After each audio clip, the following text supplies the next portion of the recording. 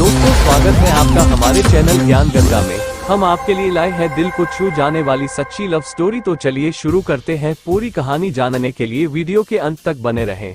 अगर कहानी पसंद आए तो चैनल को सब्सक्राइब जरूर करें। हितेश नाम का लड़का एक बहुत बड़े तथा अमीर घर से रिश्ता रखता था।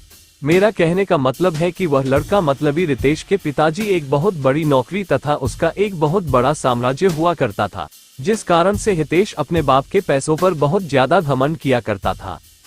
वह बहुत सारे दोस्तों को और बहुत सारे गर्लफ्रेंड को एक बार एक साथ रखा करता था। पैसों के इतनी ज्यादा अमीर होने के कारण लोगों को कुछ भी नहीं समझा करता था, सभी से झगड़ा किया करता था और सभी के साथ बहुत ज्यादा बुरे मानसिकता वाले हालात से पेश आता था।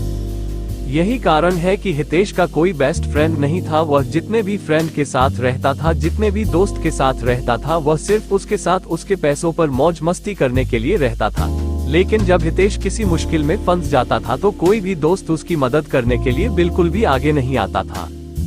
हितेश बहुत ज्यादा अपने फ्रेंड तथा दोस्तों के साथ टूर करने के लिए बाहर देश जाया करता था, क्योंकि उनके पिताजी के पास इतनी ज्यादा दौलत थी कि कितना भी हितेश का उस दौलत में से पैसा उड़ा दे उसका कम नहीं होने वाला था। इस कारण से हितेश उस दौलत को लेकर बहुत ज्यादा घमंड किया करता था और हमेशा अपने दोस्तों को बहुत ज्यादा पार्टी दिया करता था और फिर उसके साथ घूमने के लिए जाने के लिए कहा करता था।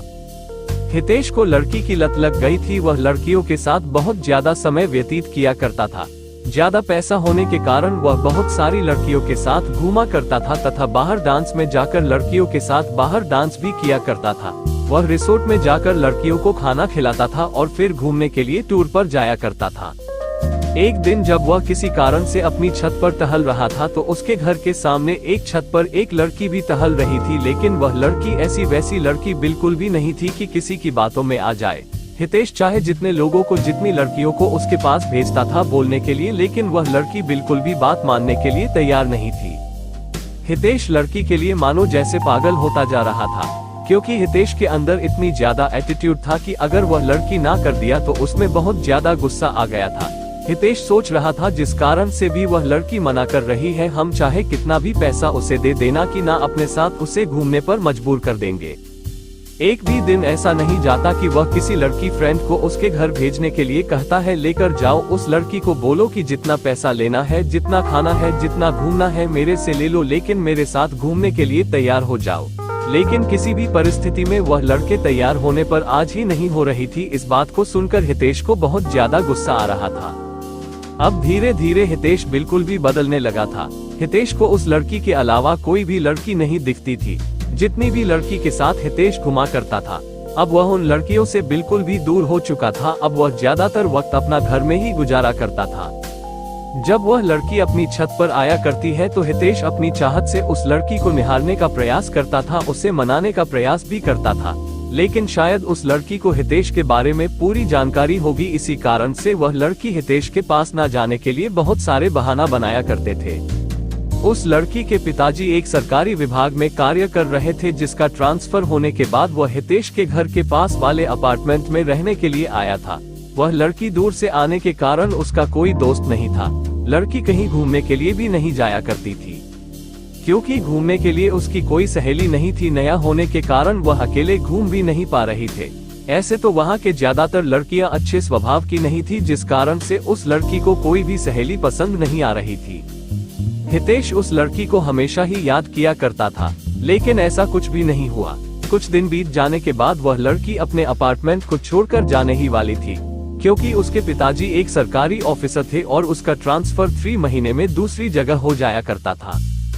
जैसे ही उस शहर में उसे केदारी का 3 महीने गुजर गया, उसकी ट्रांसफर अब किसी दूसरे जगह हो गया था।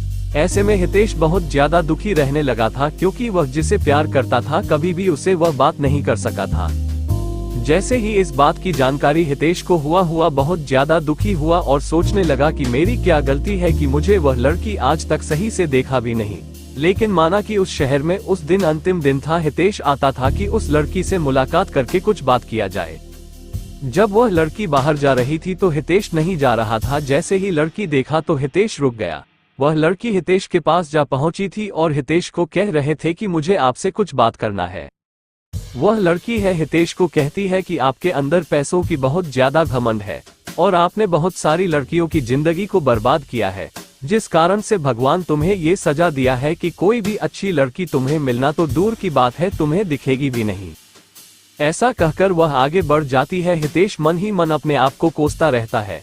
हितेश सोचता है कि जो मेरे पास इतने पैसे हैं और कोई अच्छी लड़की ही नहीं मिलेगी तो मेरे पास इतने पैसों की क्या जरूरत है।